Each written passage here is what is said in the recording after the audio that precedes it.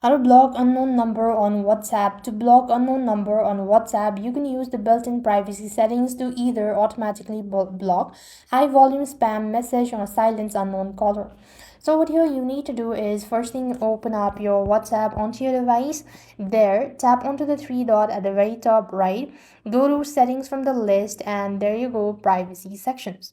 Over here, you just want to make sure to go ahead and toggle the button for advanced options. There you have these advanced options. Select that out and you want to make sure to toggle the button block unknown account message. Just toggle it on and this way you will be able to block unknown numbers or WhatsApp as well. So you could also do the other thing. You could just simply go to the phone app on your device, tap the menu from the top right hand side corner and go to settings. There you just want to make sure to go to block number and you have these unknown block. Toggle this button on and that can also help you out to block unknown number. So with that, we've completed our steps. Thank you for watching. See you in the next video.